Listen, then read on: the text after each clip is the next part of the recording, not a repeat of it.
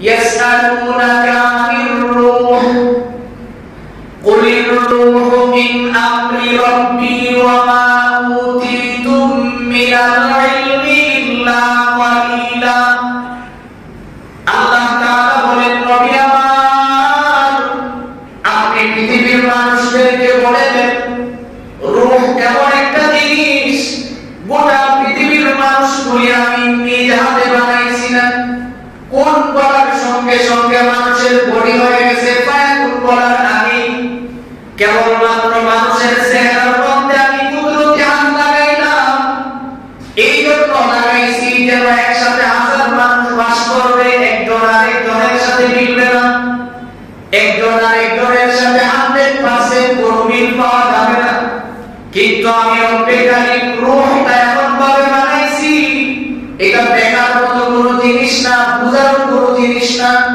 এটা হলো কুলির রূহ মিন আমরি রব্বি এটা হলো আমি রবের একটা হুকুম আমি আল্লাহ তাআলা যাকে যতদিন জিন্দা থাকার হুকুম দিয়েছি ততদিন থাকবে এর চেয়ে বেশি থাকার কোনো সুযোগ নেই আল্লাযী রাফা শাআইরাল ইসলাম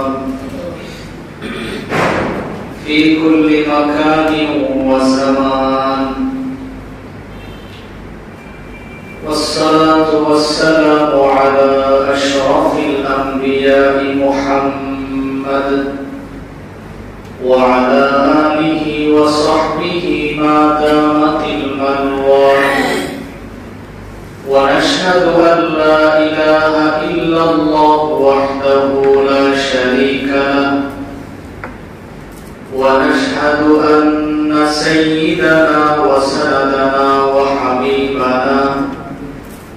وحبيب ربنا ومحبوبنا ومعشوقنا ومولانا محمدا عبده ورسوله صلى الله تعالى عليه وعلى آله وأصحابه وبارك وسلم تسليما كثيرا أما بعد فأعوذ بالله من الشيطان الرجيم بسم الله الرحمن الرحيم قل هو الله أحد الله الصمد لم يلد ولم يولد ولم يكن له كفوا أحد صدق الله مولانا العظيم وصدق رسوله النبي الأمي الكريم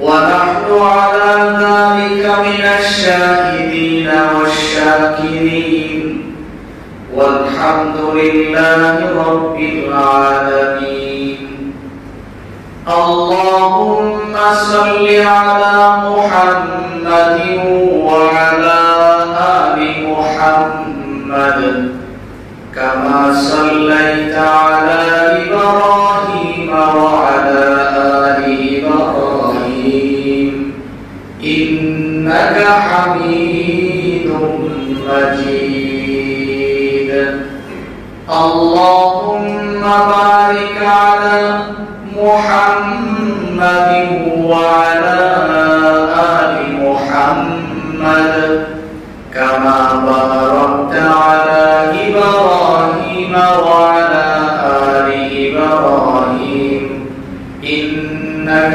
حميد مجيد بلغ العلا بكماله كشف الدجى بجماله حسنت جميع خصاله صلوا عليه وآله بلغ العلا بكماله كشف الدجى بجماله حسنت جميع خصاله صلوا عليه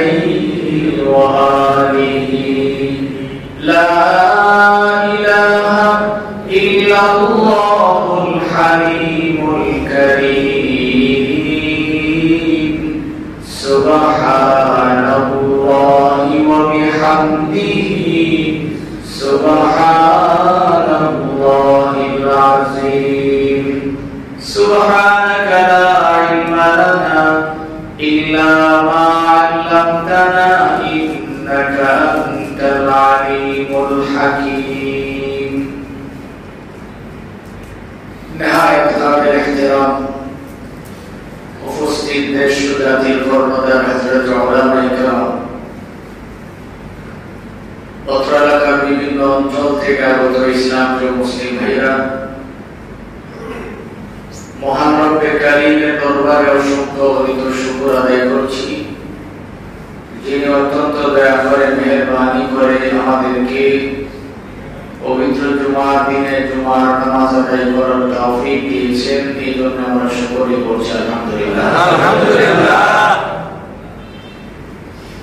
মোহতারাম ভাই, আমি আপনাদের সামনে অত্যন্ত সুপরিচিত একটি সূরা সূরা ইখলাস তিলাওয়াত করেছি। আল্লাহ তাআলা যেন তিলাওয়াতকৃত আয়াত এবং হাদিসের আলোকে আমাকে ইখলাসের সহিত কথা বলার এবং আপনাদের সকলকে আমল করার নিয়তে শোনার তৌফিক দান করুক। সকলে বলুন আমিন। আমিন। আমার ভাই যে সূরাটা তেলাওয়াত করেছি, এই সূরার নাম হলো সূরা ইখলাস। আমরা ইখলাস শব্দের অর্থ কিন্তু ভালো করে সবাই জানি না? অধিকাংশ মানুষই জানি। খালিস এটাও একটা আরবি শব্দ। এই সূরাটা তিলাওয়াত করার কিছু কারণ আছে। আল্লাহর নবী, বিশ্ব নবী রহমাতুল লিল আলামিন, সরকারে দু জাহান মুহাম্মদ আরবি সাল্লাল্লাহু আলাইহি ওয়াসাল্লাম বলেন, কোন ব্যক্তি যদি সূরা ইখলাস একবার শুদ্ধ করে তিলাওয়াত করে, আল্লাহ তাআলা তাকে কোরআন শরীফের 10 বার তিলাওয়াতের সওয়াব দেন। সুবহানাল্লাহ। অর্থাৎ 1/3 কোরআন শরীফ পড়ার সওয়াব আল্লাহ তাআলা দান করেন। তাহলে এটা কত দামি একটা সূরা, আর এত দামি হওয়ার কারণটা কি? মুফাসসিরিনে কেরাম লিখেছেন, শুধুমাত্র এই সূরাটার ভিতরে আল্লাহ তাআলা একত্ববাদের স্বীকারোক্তি দিয়েছেন। সুবহানাল্লাহ। আল্লাহ তার নিজের পরিচয় তুলে ধরেছেন। এক পুত্র থেকে নবীজির কাছে আসছিল যে হুজুর আমাদেরকে একজন ইমাম দেন, আমাদেরকে একজন ইমাম দেন যিনি সুন্দর করে তেলাওয়াত করতে পারে এবং ভালো জানে, কারণ আমরা যখন ইমাম নেই তখন তো অনেক কাছেই বাছাই করে নিই যাতে করে আমাদের ইমাম ভালো হয়, সব দিক চিন্তা করে ইমাম নেই। আসার পরে নবীজি একজন সাহাবীকে দিলেন, উনিও গেলেন। যাওয়ার পরে কিছুদিন পরে এলাকার লোকজন নবীজির কাছে অভিযোগ নিয়ে আসলেন, ইয়া রাসূলুল্লাহ কি ইমাম দিলেন, উনি তো প্রত্যেক নামাজেই এক রাকাতে সূরা ইখলাস পড়ে, এই একটা সূরা খুব বেশি বেশি পড়ে, এটা ছাড়া উনি কি আর কোনো সূরা জানেন না? সাহাবীকে ডাইকা আনছেন বিশ্ব নবী, জিজ্ঞেস করছেন তুমি সূরা ইখলাস কেন পড়ো বেশি বেশি? ওই সাহাবী জবাব দিলেন, ইয়া রাসূলুল্লাহ এই সূরাটাকে আমি অনেক বেশি মহব্বত করি। কেন করি? তার কারণ হলো এই সূরার ভিতরে আমার আল্লাহর পরিচয় গড়ে তোলা হয়েছে, এই জন্য এই সূরাটা আমি মহব্বত করি আর বেশি বেশি করে তেলাওয়াত করি। বিশ্ব নবী বলেন, এটাই তোমার নাজাতের জন্য যথেষ্ট হয়েছে। সুবহানাল্লাহ। মুহতারাম ভাই, এই জন্য মাত্র রমজান মাস গতকালকে আমাদের থেকে বিদায় নিয়েছে, আজকে শাওয়ালের 1 তারিখ। আল্লাহ নবী বিশ্ব নবী বলেন, মান সামা রমাদান সুম্মা আতবাহু সিত্তাম মিন শাওয়াল কানা কাসিয়ামিদ দাহর। নবীজি বলেন, কেউ যদি রমজানের পরে শাওয়ালের 6টা রোজা রাখে, আল্লাহ তাআলা তাকে পুরোপুরি 1 বছর নফল রোজা রাখার সওয়াব দেন। সুবহানাল্লাহ। একদম পূর্ণ 1 বছর নফল রোজা রাখার সওয়াব আল্লাহ তাআলা কি করবেন? দান করবেন। আজকে যে আয়াতগুলো আমি সূরা ইখলাস তিলাওয়াত করেছি তার সাথে এই হাদিসের অনেকটাই মিল আছে, এইজন্য আমি এই সূরাটা তিলাওয়াত করেছি। সূরার ব্যাখ্যায় পরে যাব, আগে হাদিসটা সম্পর্কে একটু আলোচনা করি। রহমাতুল লিল আলামিন নবীজির কাছে এক লোক, নবীজির একজন গ্রাম্য সাহাবী আসছেন, আয়েশা বলতেছেন, ইয়া রাসূলুল্লাহ, আমি আমার মেয়েটাকে আপনার কাছে নিয়ে আসছি, আপনি একটু নসিহত করে দেন। কি নসিহত? মেয়েটা বিয়ে উপযুক্ত হয়েছে, এখন বিয়ে বসতে রাজি হয় না, আপনি একটু তাকে বুঝিয়ে দেন যে আমি তাকে এখন রাখতে আমার কষ্ট হচ্ছে, বিয়ে দিতে পারলে আমার জন্য সহজ। নবী করিম সাল্লাল্লাহু আলাইহি ওয়াসাল্লাম মেয়েটাকে জিজ্ঞেস করলেন, মা, তোমার বাবা তোমাকে বিয়ে দিতে চায়, তুমি বসতে কেন রাজি না? মেয়েটা তখন জবাব দিলেন, ইয়া রাসূলুল্লাহ, আমি বিয়ে বসবো, কিন্তু আমার স্বামী যিনি হবে তার তিনটা গুণ থাকতে হবে। এক নম্বরের গুণ, এই বাবা রোজা রাখতে হবে। দুই নম্বরের গুণ, সারা রাত নফল নামাজ আদায় করতে হবে। তিন নম্বরের গুণ হলো প্রতিদিন ঘুমানোর আগে এক খতম কোরআন তিলাওয়াত করতে হবে। নবীজির সামনে হযরত ওমর, আবু বকর, ওসমান, আলীর মতো সাহাবী বসা ছিল, সবাই আয়েশা গেছে। ইয়া রাসূলুল্লাহ, এটা কি কইব? তো বিয়ে বসতে রাজি নাই, জন্য এই শর্ত দিছে, এই শর্তের মানুষ তো খুঁজে পাওয়া যায় না।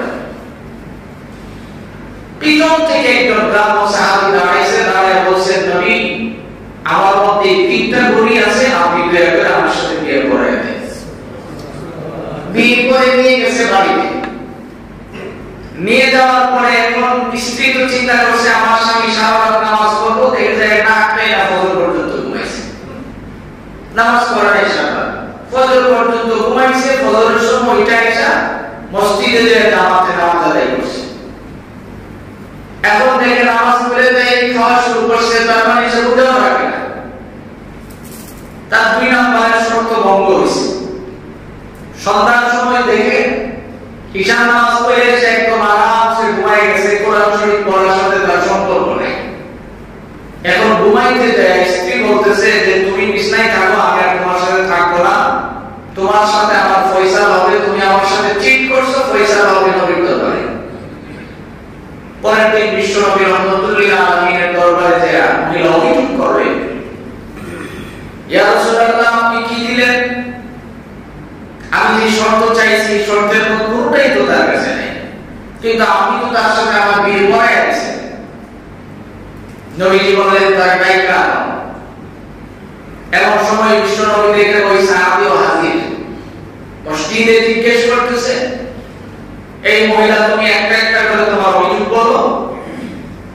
আমার এক নম্বরের শর্ত ছিল সে যেন 12 মাস রোজা রাখে। সাহাবী আবার মুসকে হেসে দিয়ে বলেন, ইয়া রাসূলুল্লাহ, ধৈর্য কত, মহিলাদের ধৈর্য অনেকটাই কম থাকে। দ্বিতীয় প্রশ্নের জবাব দেওয়ার আগে আপনি দুই নম্বর প্রশ্নের জবাব দেন, আপনি তো রোজার সওয়াব নিলেন, ঠিক আছে, কিন্তু সারা রাত তো নফল নামাজ আদায় করেন নাই। সাহাবী বলতেছেন, আমি আপনার জবাব থেকে আমি শুনছি, আপনি বলেছেন কোন ব্যক্তি যদি ইশারের নামাজ জামাতে আদায় করে বাসায় যে ঘুমায় যায়, আল্লাহ তাআলা তাকে অর্ধ রাত নফল নামাজ আদায় করার সওয়াব দিয়ে দেন। সুবহানাল্লাহ। নবী, আপনি বলেন, আমি আপনার পিছনে ইশারের নামাজ আদায় করছি কিনা? হ্যাঁ করছি। তাইলে অর্ধেক রাতের সওয়াব পাইছি? হ্যাঁ পাইছি। মহিলা আবার বলতেছেন, বাকি অর্ধেক রাত গেল কই? সাহাবী বলতেছে, একটু ধৈর্য ধরো, আমি জবাব দিচ্ছি। নবী, আপনার জবাব থেকে শুনছি, কোন ব্যক্তি যদি ফজরের নামাজ বা জামাত আদায় করে, রব্বে কারীম তাকে বাকি অর্ধ রাত নফল নামাজের সওয়াব দেন। অর্থাৎ ঈশা এবং ফজর যদি বা জামাত কেউ আদায় করে, আল্লাহ তাআলা তাকে পুরো রাত নফল নামাজ আদায় করার সওয়াব দিয়ে দেন। সুবহানাল্লাহ। এবার মহিলা বলতেছে, তাইলে কোরআন শরীফ তো আপনি পড়েন নাই, আপনাকে প্রথম প্রতিদিন পড়ার কথা ছিল। সাহাবী যখন বলতেছে, ইয়া রাসূলুল্লাহ, আমি আপনার জবাব থেকে শুনছি, কোন ব্যক্তি যদি শুদ্ধ করে একবার সূরা ইখলাস তিলাওয়াত করে, আল্লাহ তাআলা তাকে 10 পারা কোরআন তিলাওয়াতের সওয়াব দিয়ে দেন।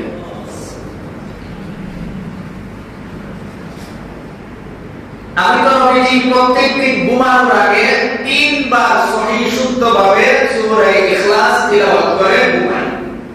আপনি বলেন যে আমি এক প্রথম কোরআন তিলাওয়াতের সওয়াব পাইছি কিনা? নবীজি বলেন হ্যাঁ পেয়েছি। এবার তার স্ত্রী বলেন আমি তো এমন লোকেরই আমার প্রয়োজন যে লোক কাজ করবে তো পারিশ্রমিক নেবে অনেক বেশি।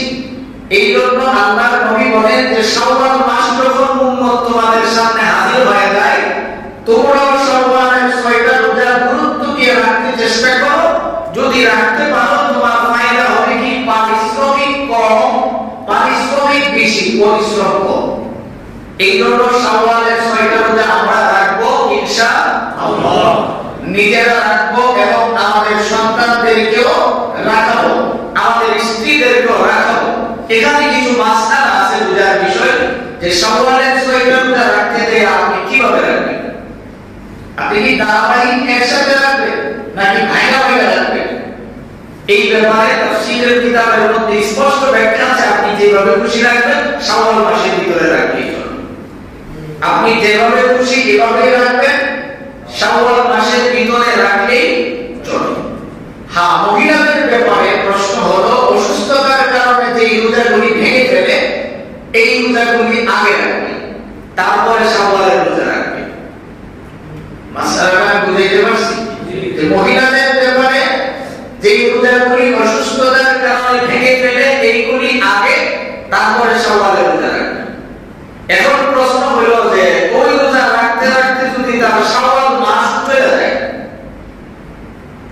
নরমালি অসুস্থতার কারণে কয়েকটা বাঁধলো, বাচ্চা মুখবান্ধ এই জন্য কয়েকটা বাঁধলো, এরকম করে করে যদি ভাঙতি রোজা রাখতে রাখতে তার শাওয়াল মাস চলে যায় তখন সে করবে কি? মুফাসসিরিন কিরাম লিখেন তখন যদি সে ধারাবাহিকতা রক্ষা করে আল্লাহ তাআলা তাকে পূর্ণ শাওয়ালের 6 রোজা সহ দিয়ে দিবেন। সুবহানাল্লাহ। তাহলে আল্লাহ তাআলা কত সহজ করে দিয়েছেন। এর চেয়ে সহজ আর কি চান আপনি বলেন? আল্লাহ তাআলা কত দয়া করেছেন, কত সহজ করে দিয়েছেন। এই জন্য এই শাওয়ালের 6টা রোজা অত্যন্ত গুরুত্বপূর্ণ এবং ফজিলতপূর্ণ। আমাদের কারোর কাছ থেকে যেন শাওয়ালের এই 6টা রোজা সুইরা না যায়। আদায় করার জন্য সহজ পদ্ধতি হলো যে আগামীকাল থেকে শুরু করে দেওয়া। আপনি যদি ভাগা শুরু করেন না ওই সময় অতিবাহিত করতে করতে দেখবেন কোন সময় চলে গেছে আপনি নিজেও বলতে পারবেন না। এই জন্য বিলম্ব না করে আগামীকাল থেকে শুরু করে দেওয়া যাতে করে শাওয়ালের 6টা রোজা আমাদের কাছ থেকে ছুটে না যায়। এবার আসুন আমার ভাই, আমি যে সূরাটা তিলাওয়াত করেছি আমরা এই সূরা সম্পর্কে কয়েকটা কথা বোঝার চেষ্টা করি যে আল্লাহ তাআলা এই সূরার এত ফজিলত কেন দিয়েছেন। ফজিলত হওয়ার কারণ এককভাবে শুধু এই সূরাটার ভিতরে আল্লাহর বড়ত্বই আল্লাহ তাআলা প্রকাশ করেছেন, আল্লাহর পরিচয় ধরে তুলেছেন যে কুল হুয়াল্লাহু আহাদ। নবী আপনি বলুন যে আল্লাহ একক, তার কোনো অদ্বিতীয় কেউ নেই, দ্বিতীয় কোনো শব্দই নেই আল্লাহর সাথে। কারণ এই কায়নাত রব্বে কারীম সৃষ্টি করেছেন, গোটা পৃথিবীর চিকিৎসা বিজ্ঞান অনেক কিছু উন্নত করে ফেলেছে, তারা অনেক কিছু করতে পারে, কিন্তু রূহ বানানোর মতো কোনো কিছু তাদের এখনো তৈরি করা সম্ভব হয় নাই। কিয়ামত পর্যন্ত তারা পারবেও না। আপনার হাত গেলে আঙ্গুল বানিয়ে দিতে পারে, কৃত্রিম আঙ্গুল বানিয়ে দিব, পা গেলে কৃত্রিম বানিয়ে দিব, দাঁত গেলে স্বর্ণ দিয়ে দাঁত বানিয়ে দিতে পারে, চোখ গেলে যদিও চোখের পাওয়া দিতে পারে না, কিন্তু পাথর দিয়ে চোখ লাগিয়ে দিব, দেখলে মনে বোঝে এটা আর উন্নত চোখ দেখা। কিন্তু রূহ এমন একটা জিনিস এটা পৃথিবীর কেউ বানাইতে পারবে না। যেদিন বন্ধ হয়ে যাবে ওই দিন সমস্ত অঙ্গ কি হয়ে যাবে? বিকল হয়ে যাবে। আপনার হাত সুস্থ আছে কিন্তু হাত সেদিন চলবে না, জবান সুস্থ আছে কিন্তু জবান দিয়ে আওয়াজ বের হবে না, নাক সুস্থ আছে বাতাস নিবেও না, বের করতেও পারবেন না, পা গুলি সুস্থ আছে চলতেও পারবে না, সব শেষ। আল্লাহ তাআলার একটা হুকুম মাত্র। আপনার ভিতরে যতদিন থাকবে আপনার মূল্য আছে সমাজে, আপনার ভিতরে যতক্ষণ থাকবে ততক্ষণই আপনি যে কোনো কাজ আপনার দ্বারা করা সম্ভব। যেই ভিতর থেকে চলে গেছেন এখন আর আপনার দ্বারা কোনো কাজ করা সম্ভব নয়। এখন আপনাকে আর একটা সেকেন্ডের জন্য ঘরের ভিতরে রেখে দিবে না।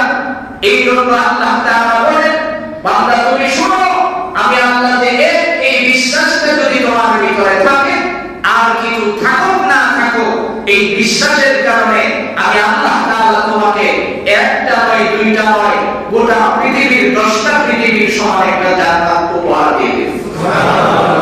কেবলমাত্র তোমার ভিতরে এই বিশ্বাসটা আছে যে আমি আল্লাহ এক। আর কিছু থাকুক না থাকুক এই বিশ্বাসটা তো তোমার ভিতরে থাকতে হবে। এই জন্য পৃথিবীর জমিনে একটা কথা ভালো করে মনে রাখতে হবে যে এই বিশ্বাসটার মধ্যে যেন কোনো প্রকার আঘাত না হবে, আমাকে সতর্ক থাকতে হবে। যদি আপনি এই কথা মনে করেন যে করোনা আমার মেরে ফেলাইব, এই বিশ্বাস করলে ঈমান থাকবে? এই বিশ্বাস ভিতরে রাখা যাবে না।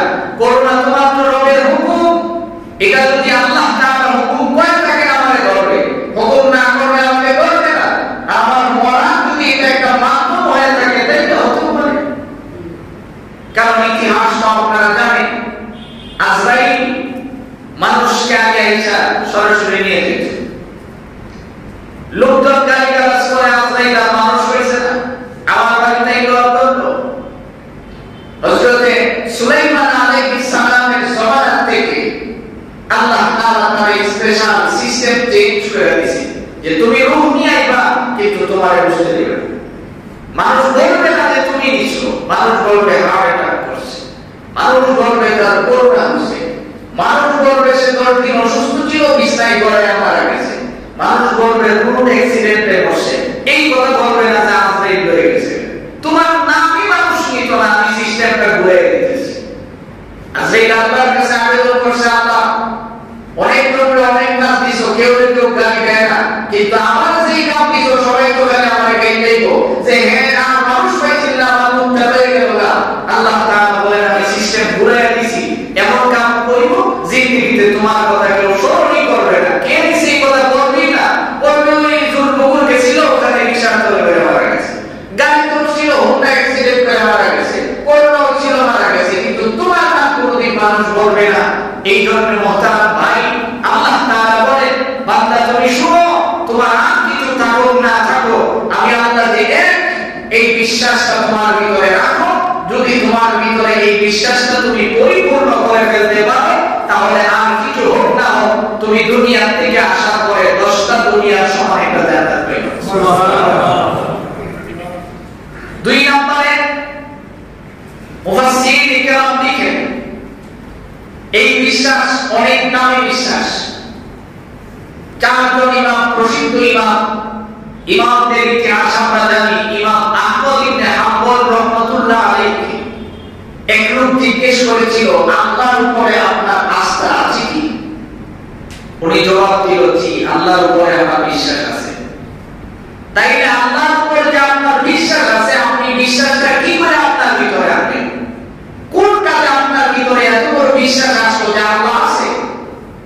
ইমাম আহমদ ইবনে হাম্বল রাহমাতুল্লাহ আলাইহি বলেন আমি একদিন দেখছি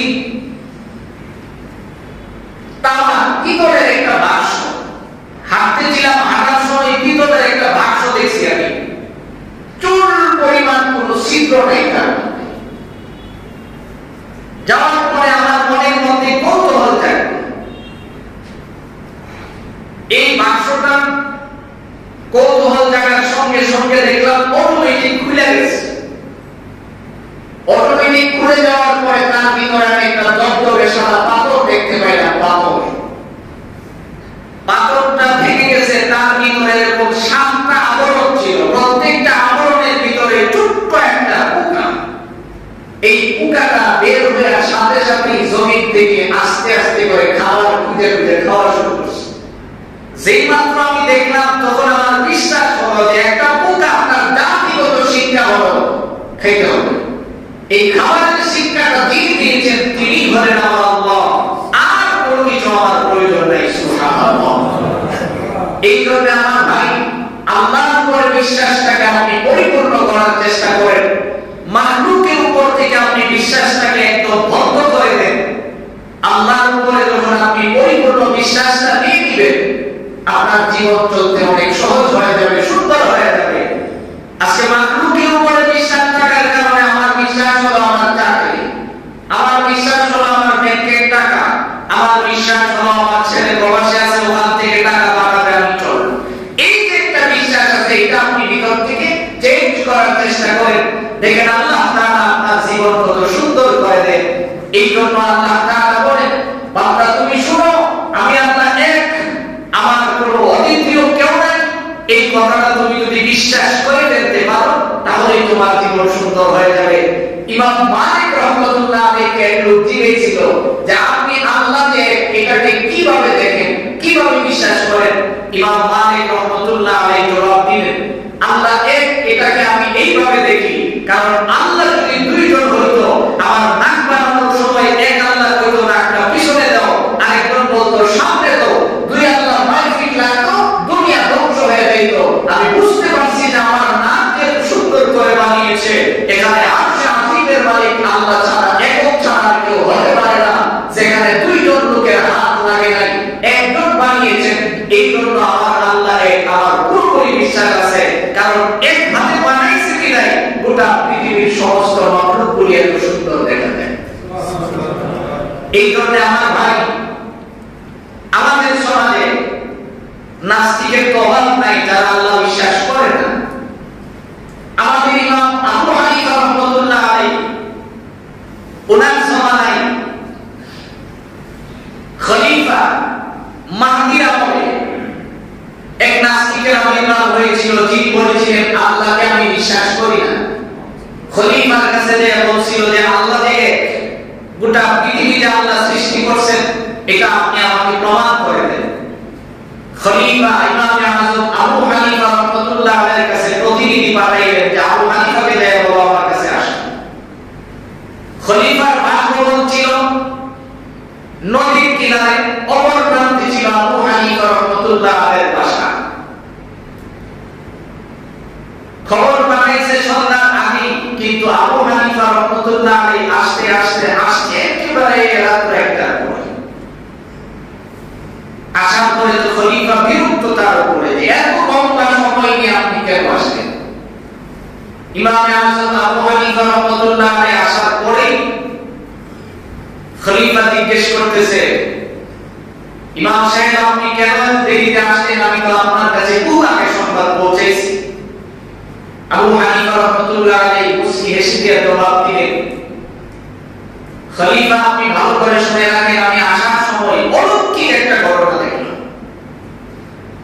কি অলৌকিক ঘটনা দেখলেন? আমি আসার সময় হঠাৎ করে দেখছি, আমি যে নদীটা পার হয়ে আসবো, এই নদীর নিচ থেকে একটা গাছ বের হয়েছে। গাছ বের হওয়ার পরে বিশাল আকারের একটা গাছ হয়ে গেল। আমার অটোমেটিক এই গাছ কাটা হয়ে গেল। কাটার পর অটোমেটিক তক্তা বের হয়েছে। তক্তা বের হওয়ার পর অটোমেটিক নৌকা হলো, অটোমেটিক আলকাতরা লাগাইলো, তারপরে আবার আমি এটার উপর উঠতে পারে। নাস্তিক লাফিয়ে উঠে বলে, ইনি কি আপনাদের শ্রেষ্ঠ ইমাম? এত বড় পাগল, এরকম আদিবাদী কথা বলতেছে, এগুলি হয় নাকি? আবু হানিফা রাহমাতুল্লাহ আলাইহি বলেন, আমি পাগল নয়, পাগল তো তুমি। কারণ পুরো পৃথিবীর একজন সৃষ্টিকর্তা যদি না থাকতো তাহলে এই পৃথিবী সৃষ্টি হতো না। সাধারণ একটা নৌকা যদি না হতে পারে তাহলে এত বড় পৃথিবী কি করে সৃষ্টি হয়? আর তুমি বলতেছো তোমার সামনে আল্লাহর পরিচয় দেওয়ার জন্য। এই জন্য আল্লাহ তাআলা বলেন, নবী আপনি কোনো প্রশ্নে যাবেন না, আপনি শুধু এক কথাই বলেন যে আল্লাহ এক, তার দ্বিতীয় আর কিছু নেই। আল্লাহকে চিনার জন্য এর চেয়ে বেশি আর কোনো কিছুর প্রয়োজন নাই। একমাত্র আপনি আপনার বডিটার দিকে চিন্তা করলেই আল্লাহকে চেনা সহজ। আল্লাহর উপরে বিশ্বাস পরিপূর্ণ করা আপনার সহজ। কোটি কোটি টাকার মালিক আপনি হতে পারবেন, কিন্তু আপনার একটা পা যদি অচল হয়ে যায়, দুনিয়ার মানুষ পা বানায় দিতে পারবে, কৃত্রিম পা, কিন্তু 100% এই পার মতো আপনি কাজ করতে পারবেন। আল্লাহ আপনাকে জবান দিয়েছে চিনার জন্য কত সহজ দেখেন। রব্বে কারীম উপমা দিচ্ছেন, দৃষ্টান্ত দিয়ে বোঝাচ্ছেন, বান্দা তুমি আমার সৃষ্টি দেখতে চাও? তোমার মতো দেখো একজন স্বাভাবিক মানুষ। তোমার যেমন হাতে পায়ে বিষ্ণাঙ্গুল আছে, আরেকজনের এরকম বিষ্ণাঙ্গুল আছে। তোমার যেমন নাক আছে তাও আছে, তোমার কান আছে তাও আছে, তোমার মুখ আছে তাও আছে, তোমার দাঁত এবং জিহ্বা আছে ওই লোকেরও আছে। কিন্তু পার্থক্যটা দেখো যে আমি আল্লাহ কিভাবে করি। কিছু কিছু মানুষ এমন আছে, কান আছে কিন্তু কান দিয়ে শুনতে পারে না। কিছু কিছু মানুষ যেমন আছে দেখো, জিহ্বা আছে, দাঁত আছে, তার মুখ আছে, সব আছে, কিন্তু কথা বলার শক্তি নাই। বলি সে কথা বুয়া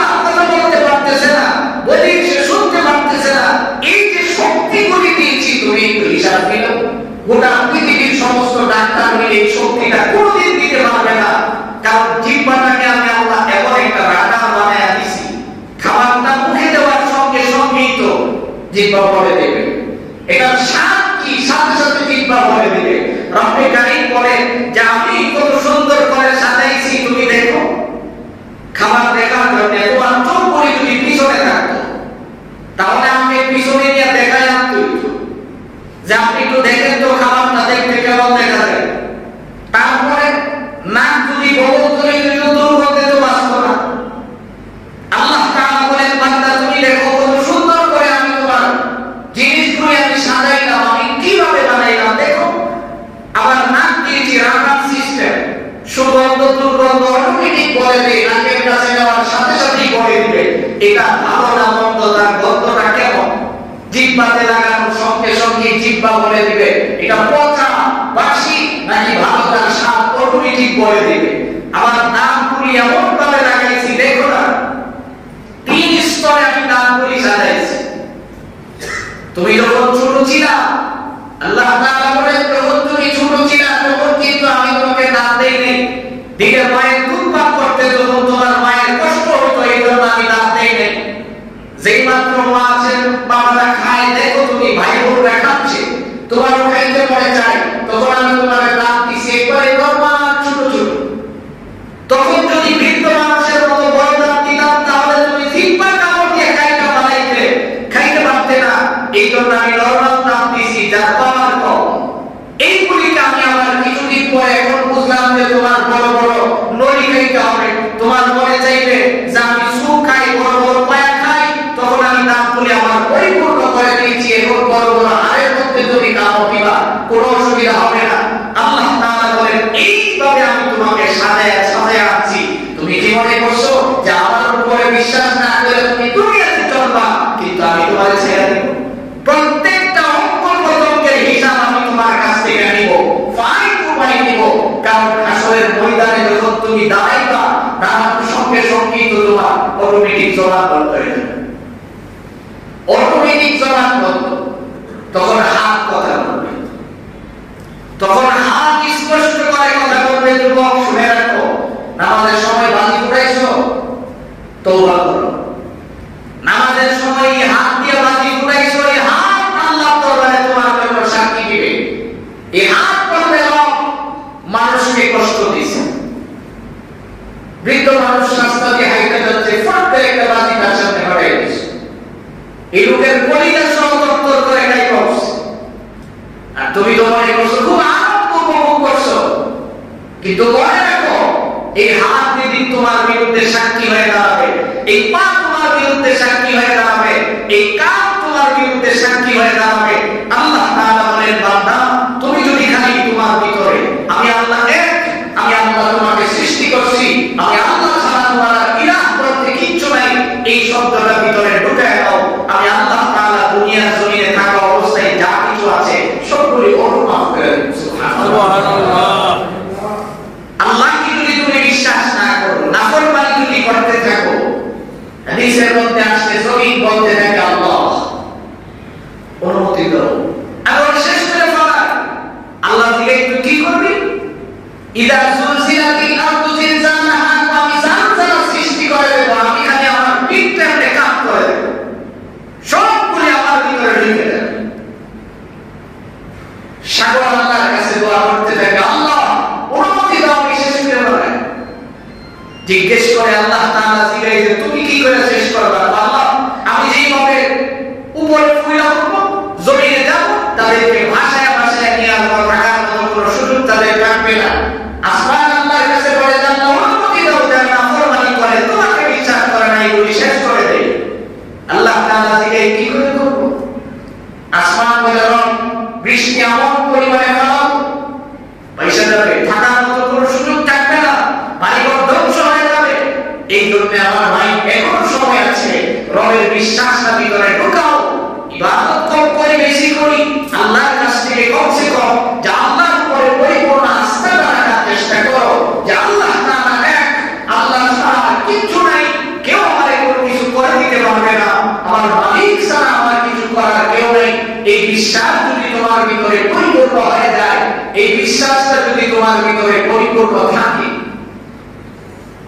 আল্লাহর নবী বলেন যে একজন মানুষ যদি তার ভিতরে পরিপূর্ণ আল্লাহর বিশ্বাসটা সৃষ্টি করে নিতে পারে, ভিতরে ঢুকে নিতে পারে যে সৃষ্টিকর্তা একজন, ওনার হুকুমেই আমি চলতেছি।